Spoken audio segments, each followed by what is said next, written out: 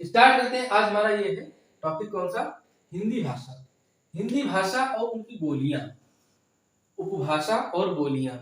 Doctor Gierson के अनुसार हिंदी की उपभाषाओं को 5 भागों में बांटा गया है। कौन कौन सी 5 भाषाएं हैं, तो ये देखिए, पश्चिमी हिंदी, राजस्थानी हिंदी, पहाड़ी हिंदी, पूर्वी हिंदी और बिहारी हिंदी। बेशक इसका जो सीक्वेंस है आपने बुक में देखा होगा, तो पश्चिमी फिर पहाड़ी फिर ऐसे पूर्वी ऐसे करके होगा, लेकिन हमने चेंज किया। क्यों? क्योंकि मैं आपको आज समझाने जा रहा हूँ एक अलग तरीके से। आपको समझना है, आपको कोई व्याकरण तो बनेंगे नहीं, मतलब ग्रामर के ज्ञाता तो बनेंगे नहीं। तो आपको करना है, आपको सिलेक्शन लेना है, आपको क्वेश्चन सही करना है, मतलब क्वेश्चन का आंसर सही टिक करना है, उस हिसाब से मैं आपको बताऊंगा। आप ये बोर्ड जो है, ये बोर्ड आप इसको उत्तर प्रदेश मानिए। उत्तर प्रदेश का एग्जाम दे रहे हैं तो उत्तर प्रदेश मान के चलिए कि हाँ ये पश्चिमी उत्तर प्रदेश है और ये पूर्वी उत्तर प्रदेश है। ऊपर पहाड़ी वाला एरिया, तराई मतलब नेपाल के नीचे वाला, सॉरी क्या कहते हैं, जो हिमालय के नीचे वाला एरिया है वो तराई एरिया ही कहलाता है। तो मतलब ऊपर हिमालय तो वो पर्वतीय हो गया, पहाड़ी हो गया। और ये पूर्वी है, फिर जब उत्तर प्रदेश के आगे जाएंगे तो हो जाएगा क्या, वो बिहार हो जाएगा उत्तर प्रदेश के पूरब में। तो इस तरह से पहले आप इसको माइंड में सेट कीजिए, ये बोर्ड जो बना हुआ है ये उत्तर प्रदेश बना हुआ है। उत्तर प्रदेश बना के आप ऐसे ही आप अपने बुक पे ऐसे ही एक आयत बना लीजिए। हम नहीं कहते सिंगवत आकार बनाइए आप उत्तर प्रदेश का, और इधर लिख दीजिए डब्ल्यू मतलब वेस्ट पश्चिमी, इधर लिख दीजिए ईस्ट, और इधर लिख दीजिए नॉर्थ, इधर लिख दीजिए साउथ। इतना आप काम कर लीजिए, पढ़ने में बहुत आसानी होगी, क्योंकि मैं अभी बताने जा रहा हूँ एक ऐसा टेक्नोलॉजी। देखिए रीजनिंग भी लगाना पड़ता है जीएस में और हिंदी में। एक सब्जेक्ट का रीजनिंग का प्रयोग कहाँ करते हैं, लोग कहाँ करते हैं। अब रीजनिंग का प्रयोग यहाँ पर भी है, अभी मैं बताता हूँ। तो देखिए पश्चिमी हिंदी, राजस्थानी हिंदी, पहाड़ी हिंदी, पूर्वी हिंदी और बिहारी हिंदी। इसको आप क्या कह सकते हैं, इसको आप इस तरह से कह सकते हैं कि परा पहाड़ी पूर्वी बिहारी।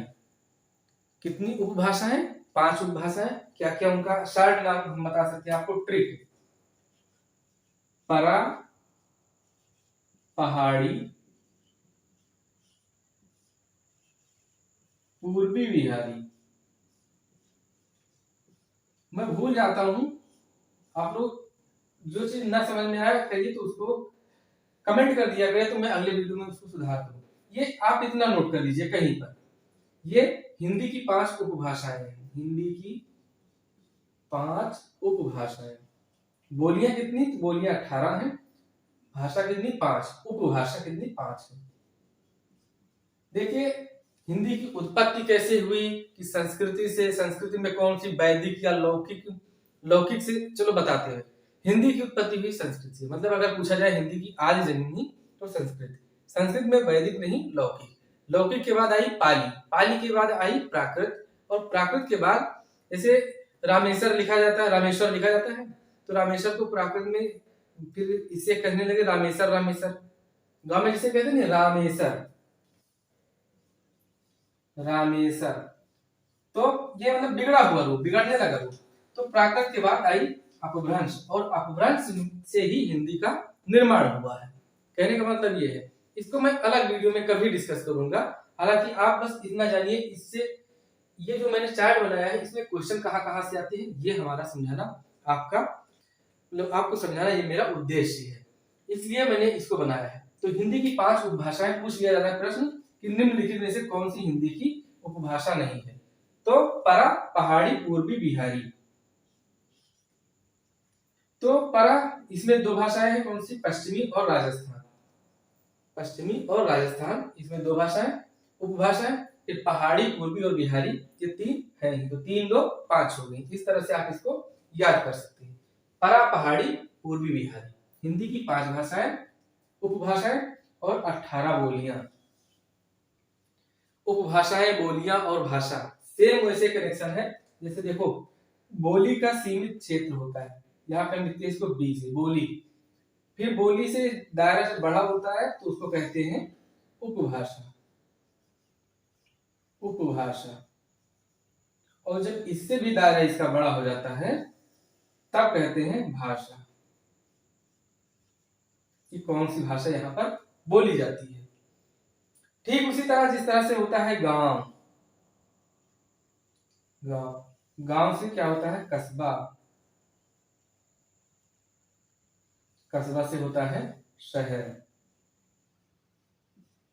ये आपको समझाने के लिए मैं बता दिया। तो अब हम स्टार्ट करते हैं। जैसे क्वेश्चन क्या पूछा जाता है, कितनी बोलियां हैं, उपभाषा कितनी है, उपभाषा है 5। परा, पहाड़ी, पूर्वी, बिहारी। परा मतलब पश्चिमी, पहले पश्चिमी, राजस्थानी, पहाड़ी। अब आप जैसे हमने कहा आपने कि आप मैप बनाना है, एक आकार आयत बना लेना है उत्तर प्रदेश नाम से। तो यहाँ पे क्या नीचे लिख दो राजस्थान, और फिर नीचे पश्चिमी, और फिर सबसे ऊपर लिख दो पहाड़ी। इधर पहाड़ी लिख दो, 3 इधर हो गई, इधर लिख दो इतना, इधर एरिया ये लिख दो क्या बिहारी हिंदी, इसको लिखो पूर्वी हिंदी, पूर्वी हिंदी। और उत्तर प्रदेश के बाहर इस अलग पेन से इसको कर देना आप बिहारी हिंदी।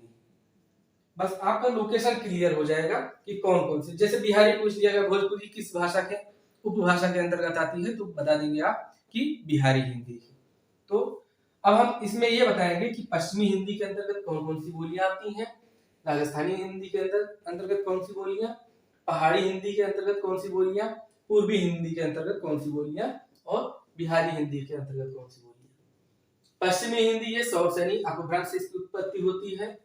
सौरसेनी, जैसे मैंने बताया ना कि प्राकृत के बाद अपभ्रंश आया, अपभ्रंश के भी कई पार्ट, तो उन पार्टों में से एक, कई मतलब प्रकारों में से अपभ्रंश के कई प्रकार, उनमें से एक कौन सी सौरसेनी अपभ्रंश, उससे हुई उत्पत्ति हमारी हिंदी भाषा की। तो उसी में से पश्चिमी हिंदी सौरसेनी अपभ्रंश से हुई। पश्चिमी हिंदी के अंतर्गत 5 उप बोलियां, सॉरी पश्चिमी हिंदी जो उपभाषा है इसके अंतर्गत 5 बोलियां आती, कौन कौन सी, बुंदेली आती है, बुंदेली, कन्नौजी, ब्रजभाषा, खड़ी बोली, बांगरू। प्रश्न इसमें कहां से बनता है, आप ये याद कर लीजिए। कन्नौजी, कन्नौजी भाषा, कन्नौजी बोली किस उपभाषा के अंतर्गत आती है, तो यह पूछ लिया जाता है कन्नौजी बोली किस हिंदी के अंतर्गत आती है, तो ये पश्चिमी हिंदी के अंतर्गत आती है। किस उपभाषा के अंतर्गत आती है, तो ये पश्चिमी उपभाषा के अंतर्गत आती है। फिर पूछ लिया जाता है ब्रजभाषा का क्षेत्र है, तो मथुरा और आगरा क्षेत्र है। कहां से, यहाँ से हमने लिख दिया किन किन क्षेत्रों में बोला जाता है।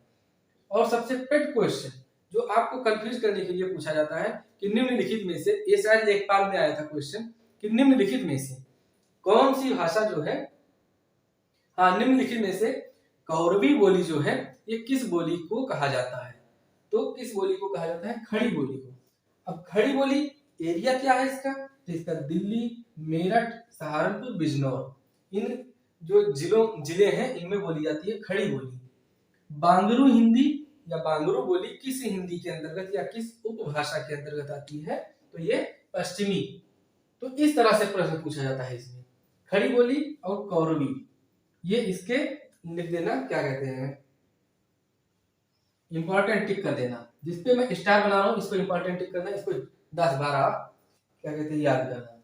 राजस्थानी हिंदी में बस ये पूछा जाता है कि निम्नलिखित में से कौन सी राजस्थानी, एक पूछ लिया जाता है मारवाड़ी, ठीक, और जयपुरी, ये पूछ लिया जाता है। इसके अंतर्गत 4 है, डॉक्टर गिडरसन के अनुसार 4 बोलियां हैं राजस्थानी हिंदी के अंतर्गत। ये राजस्थानी हिंदी पढ़े कौन, राजस्थान वाली, हमको नहीं पढ़ना है।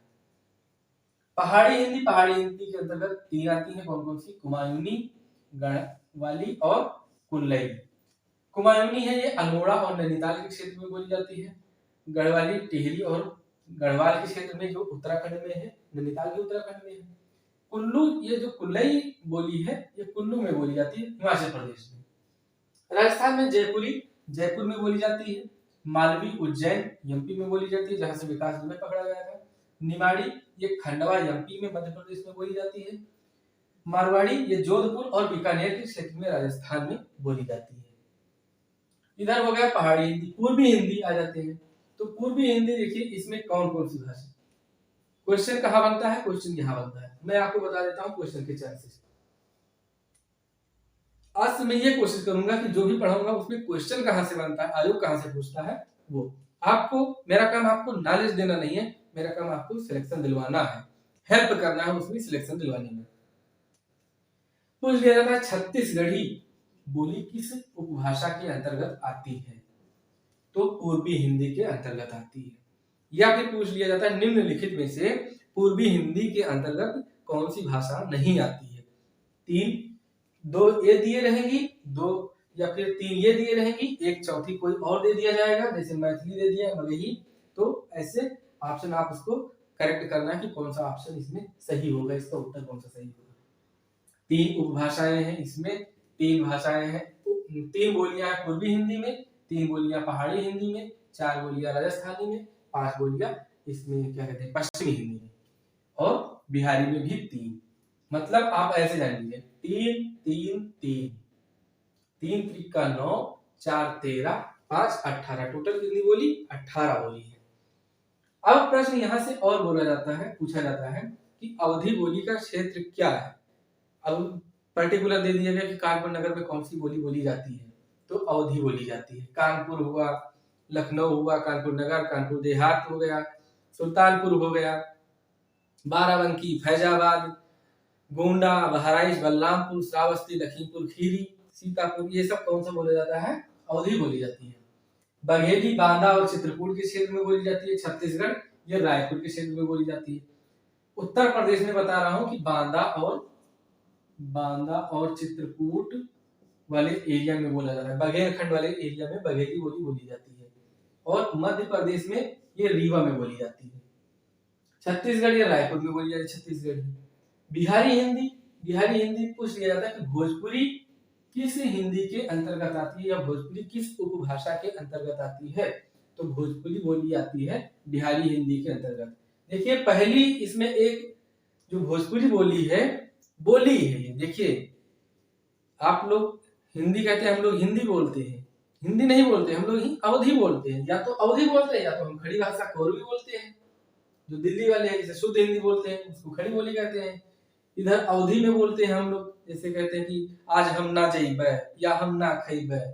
तो जैसे तुलसीदास की जो रचनाएं हैं या सभी उसकी उनकी रचनाएं क्या अवधि में है। रामचरितमानस, रामायण तो वाल्मीकि जी की है, ये आपको याद रखना होगा, क्वेश्चन पूछ लिया जाता है कि रामचरितमानस की किसकी रचना है और रामायण किसकी रचना है। दोनों डिफरेंट है, रामायण है वाल्मीकि जी की रचना, वाल्मीकि जी, और जो रामचरितमानस है ये तुलसीदास जी की है। तो अवधि में रामायण की रामचरितमानस की रचना हुई, रामचरितमानस की रचना हुई अवधि में। ये महाकाव्य है इसलिए हमने लिख दिया।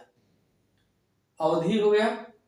हम क्या बात कर रहे थे, हम ये कर रहे थे कि हाँ, बात ये कर रहे थे कि भोजपुरी, देखो ये 18 बोलियां हैं, इन 18 बोलियों में से एकमात्र बोली है जो विदेशों में भी बोली जाती है। वो कौन सी बोली है, वो है भोजपुरी। इसीलिए भोजपुरी इंडस्ट्री वाले देखिए कितना घमंड करते हैं कि हमारे इतने लाख लोग बोलने वाले हैं, इतने करोड़ लोग बोलने वाले हैं। वो इसलिए कहते हैं क्योंकि मेन जो है इसका वो यहाँ पे है कि ये बोली है।